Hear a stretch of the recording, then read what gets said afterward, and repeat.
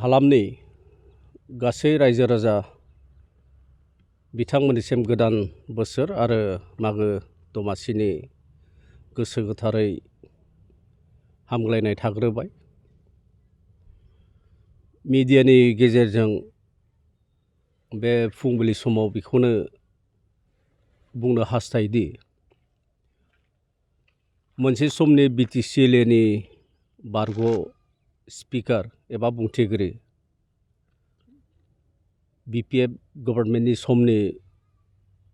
मुस्रि त्रिदिप दैमारि बिथाङा मैया मोनसे प्रेस मिटनि दारै ससियेल मिडियायाव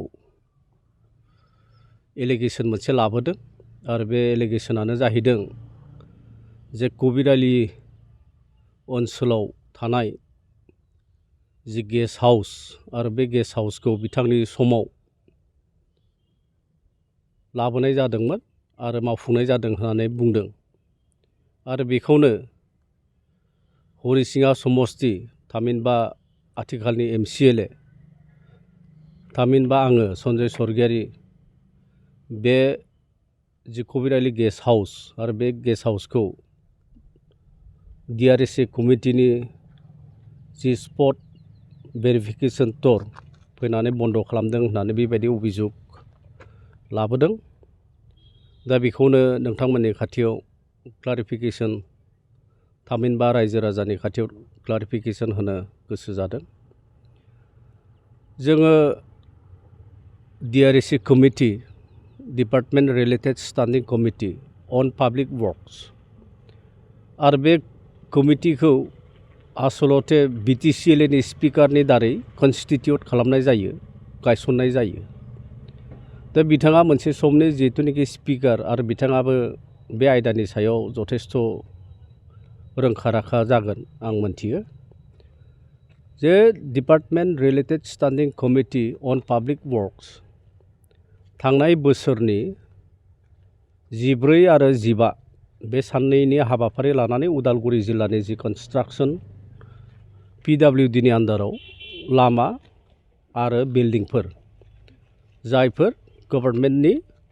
पुजिजों फान्डजों बानायजानाय आरो बेफोर खामानिफोरखौ नायबिजिरनो जोङो फैदोंमोन। दा बेबायदिनो उदालगुरि जिल्लायाव लामाबो नायदों जोङो, कनस्ट्राक्सन अफ बिल्डिंबो नायदों। दा फैयै फैयै कबिरालिनि जि गेस्ट हाउस आरो बे गेस्ट हाउसखौबो जोङो नायफैदों आरो जेब्ला नायफैयो बहाय नुनो मोनबाय जे कबिरालि गेस्ट हाउसनि जिथुनिखि कनस्ट्राक्सन आरो बे कनस्ट्राक्सना कमप्लिट जाबाय आरो जुदि कमप्लिट जाबायब्ला बेखौ मोनसे अफिसियेलि इन'ग्रेसन खालामनो नांगौ। मानो होनना बुङोब्ला बे कमप्लिट जाबाय आरो बेखौ अफिसियेलि इन'ग्रेसन खालामाब्लानो बे ओनसोलनि माखासे दुथां सेंग्राफ्रा इलिगेलि बे बिल्डिंखौ बाहायगासिनो दङमोन। दा खोथाया जाहैबाय नोंथांमोना मिथियो जे कुनु गभर्नमेन्टनि अनुस्थानखौ सोरबा इन्डिभिजुवेल बा सोरबा अर्गानाइजेसन जायखिजाया दोलोनि मानसिफ्रा बेखौ बेबहार खालामनो मोना, बेखौ अफिसियेलि इन'ग्रेसन खालामनांगौ। दा जायबा ठिकादार बिथाङा बेखौ इन'ग्रेसन खालामनांगौ कनसार्न उइथ द अथरिटि, थारमाने पिडब्लिउडि डिपार्टमेन्टनि इन्जिनियार बा अफिसार्सफोरजों मोनसे इन्टिमेसन खालामनानै बेखौ अफिसियेलि इन'ग्रेसन खालामग्रोनो नांगौमोन। बिनि उनाव पिडब्लिउडि डिपार्टमेन्टआ बेखौ अफिसियेलि इन'ग्रेसन जाबाय होननानै बिटिसिनि जेनेरेल एडमिनिस्ट्रेटिभ डिपार्टमेन्टआव हरनांगौ। सिस्टेम अफ एडमिनिस्ट्रेसना बेबायदि। दा पिडब्लिउडि डिपार्टमेन्टआ जेब्ला बिटिसिआव जेनेरेल एडमिनिस्ट्रेटिभ डिपार्टमेन्टआव जेब्ला हरगोन अब्ला जेनेरेल एडमिनिस्ट्रेटिभ डिपार्टमेन्टआ अब्ला नैबे गेस्ट हाउसखौ पिडब्लिउडि डिपार्टमेन्टआनो बिथांमोना फांसन खालामगोन ना सोरबा इन्डिभिजुवेलनो अनलि सौ होगोन, आदारवाइज ना सोरबा एनजिअनो होगोन, बिथांमोना डिसाइड खालामगोन। खिन्थु आनअथराइज आरो इलिगेलि सानैसो दुथां सेंग्राफ्रा बे जिथुनिखि कबिरालि गेस्ट हाउसखौ आन्टि ससियेल माखासे खामानिनि थाखाय बिथांमोना बेबहार खालामनायखौ जोङो जेब्ला DRS कमिटिया बे जायगायाव जेब्ला नायबिजिरफैयो अब्ला जोङो लोगो मोनदों आरो नुदों आरो बिनिखायनो जोङो DRS कमिटिया इन्सट्राक्सन होनाय जादों PWD डिपार्टमेन्टखौ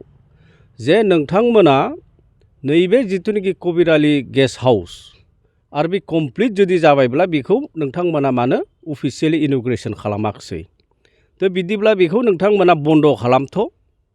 आरो बेनिखायनो डिपार्टमेन्टखौ जों जिहेतु इन्सट्राक्सन होनायखाय बिथांमोना बेखौ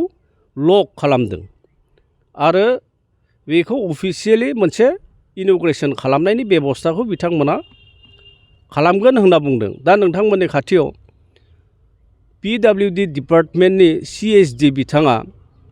21/11/2022 आव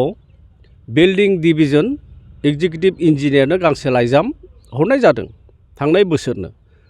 जे गोख्रैनो नैबे जिथुनाखि कबिरालि गेस्ट हाउस आरो बेखौ अफिसियेलि नोंथांमोना इन'ग्रेसन खालामनांगौ आरो बेखौ गभर्नमेन्टनो गथायनानै होनांगौ दा बेबायदि मोनसे एडिशनेल चिफ इन्जिनियार थामहिनबा CSDनिफ्राय बेबायदि मोनसे इन्सट्राक्सन दं दा दिनैसिमहालागैबो उदालगुरिनि जे एग्जिकिउटिभ इन्जिनियार बिल्डिं डिभिजन आरो SDO बिथांमोना जि कबिरालि गेस्ट हाउस आरो बे गेस्ट हाउसखौ बिथांमोना दिनैसिमहालागैबो इन'ग्रेसन खालामनानै होआखै दा बेखौ थाबैनो बिथांमोना इन'ग्रेसन खालामनानै होयोब्ला मोजां जेब्ला इन'ग्रेसन खालामखांगोन अब्ला बेखौ जेनेरेल एडमिनिस्ट्रेटिभ डिपार्टमेन्ट BTC बिथांमोना डिसाइड खालामगोन जे बिनि फांसनिंआ माबायदि जागोन आरो सोरनो होनाय जागोन दा बहाय जि त्रिदिप दैमारि बिथाङा मोनसे खोथा बुंदों जे गुबुन गुबुन जायगानि मानसिफोर सुबुंफोर फैनानै बहाय रेस्ट लाफैयोमोन बहाय मिटिं जायोमोन बायदि रोखोम माने प्रग्राम्सफोर जायोमोन होनना बुंदों खिन्थु नैबे जिथुनाखि कबिरालि गेस्ट हाउसआ जिहेतु अफिसियेल इन'ग्रेसनानो जायाखैब्ला अब्ला अबे दोलोनि मिटिं बहाय जायोमोन आरो सोर सोर मानसिफ्रा बहाय जिरायफैयोमोन बेखौ आरो बुंनो खुनु प्रयजन गैया जों साफ्रोमबो मोनथियो आरो मोनसे खुब माने मुगैथाव आरो लाजिथाव खोथाया नोंथांमोननि खाथियाव दिनै बुंनो आं इच्छा खालामगोन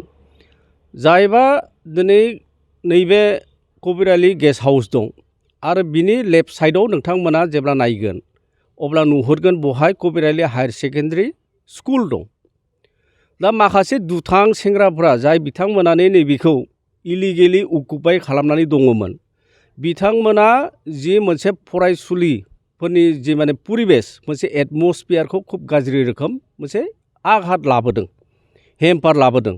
दा बेबायदि माखासे असामाजिक खामानिफोरखौ दुथां सेंग्राफ्रा आसलथे मावगासिनो दङमोन आरो बेफोर गासैबो बाथ्राफोरखौ नोजोर होनानै DRS कमिटि जिथुनिखि बहाय नायफैदों नायबिजिरदों गासैबो बाथ्राफोरखौ मोनथिजोबनानै मोनसे स्ट्रं इन्सट्राक्सन जिथुनिखि होनाय जादों PWD डिपार्टमेन्टनो थाबैनो बेखौ बन्द' खालामनांगौ आरो बेबायदिनो दिनै डिपार्टमेन्टआ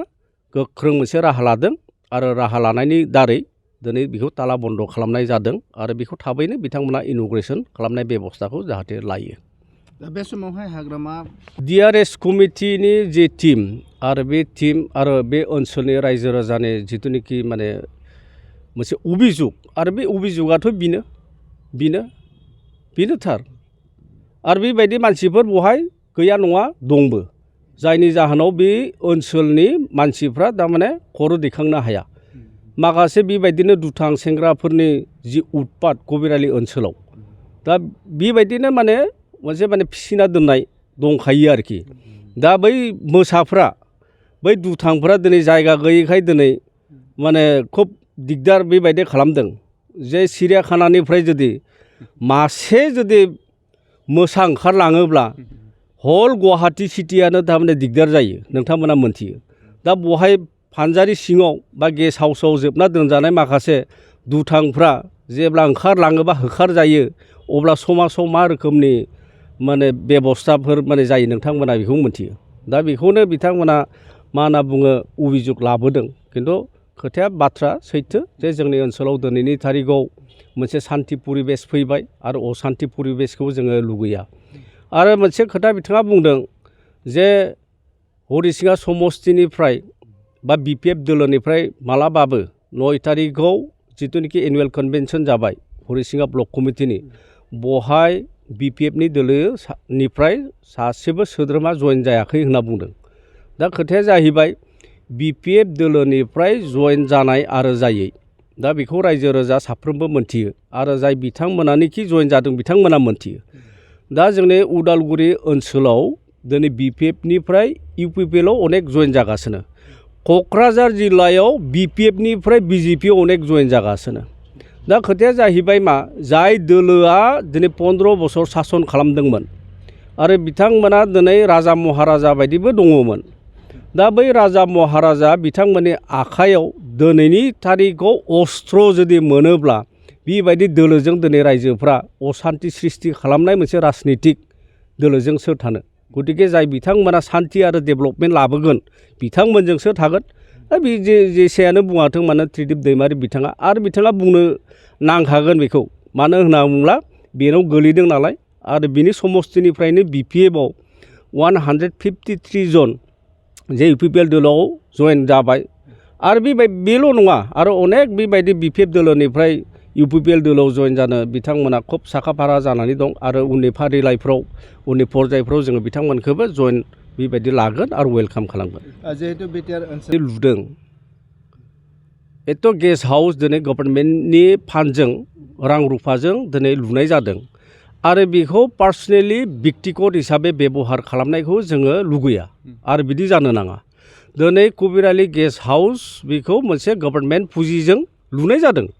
आरो बे गभर्नमेन्टनि पुजिजों जेब्ला लुगोन आरो बेखौ इन'ग्रेसन खालामनांगौ बेखौ मोजांनि खार'नै बेबहार खालामनांगौ सोरबा दुथांफोरनि खार'नै बेबहार खालामजाया। आरो मोनसे खोथा नोंथांमोननि खाथियाव बुंगोन जे गेस्ट हाउसनि जिथुनिखि बाथ्रा बे बिटिआर ओनसोलाव माने लुफुंनायनि खोथाखौ बुंबाय। धनसिरि मोनसे NGO आरो भैरबकुन्द बेबायदि फरेस्ट गेस्ट हाउस दं। दा धनसिरि मोनसे NGOआ मा खालामदों बेखौ जे फरेस्ट गेस्ट हाउसखौ 50 बोसोरनि लिज लाना दं। नों नायदो अब्ला बे अबे सरकारनि समाव जानायमोन जे मोनसे पिकनिक स्पट आरो खुब माने मा होनना बुङो टुरिस्ट मोनसे जायगा भैरबकुन्द'आ आरो बहाय अनेक टुरिस्टफोर फैयो गुबुन गुबुन जायगानि बहाय माने मा होनना बुङो नेसनेल आरो इन्टारनेसनेलनि मानसिफोरबो फैयो